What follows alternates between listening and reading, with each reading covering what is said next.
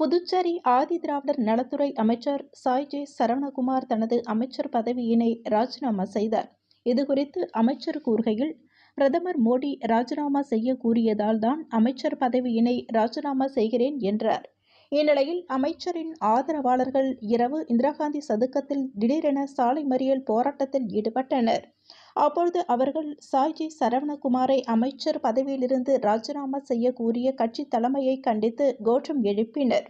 மேலும் சாய் ஜே சரவணகுமாருக்கு அமைச்சர் பதவிக்கு பதிலாக கட்சி தலைவர் பதவி கொடுக்க வேண்டும், இல்லை என்றால் கட்சி அடிப்படை உறுப்பினர் பதவியில் இருந்து 3000க்கும் மேற்பட்டோர் விலகி விடுவோம் என்றனர்.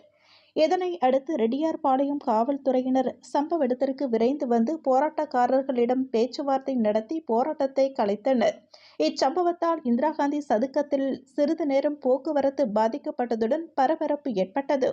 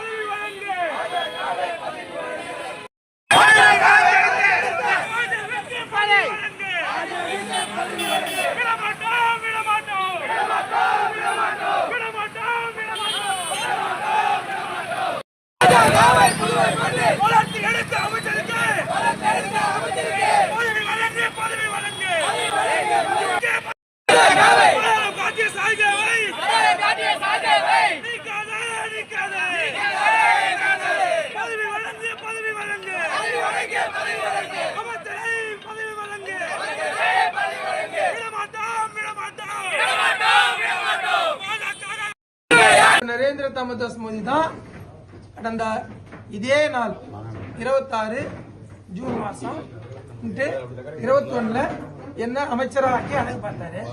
அதே பாரத பிரதமர் இன்னைக்கு உத்தரவு போட்டுட்டான்னு சொன்னாங்க. உடனே செஞ்சிட்டேன். இந்த சட்டப்பேரவையில் இருந்த ஒரே ஒரு அமைச்சர் சாய் ஜே சரவணகுமார் மட்டும்தான்.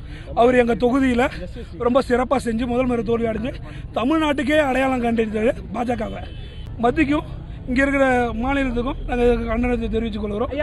ஒரு சாய் சரவணன் இல்லைன்னா பிஜேபி இல்ல. அப்படியேப்பட்ட அமைச்சர் சிவில் சப்ளை மினிஸ்டர் அந்த பதவி எடுத்தீங்க, மறுபடியும் இப்ப ஆதிதிராவிடர் குத்தீங்க, அது எடுக்கிறீங்க. இது என்ன காய்ப்புணர்வு ஒன்றும் தெரியல.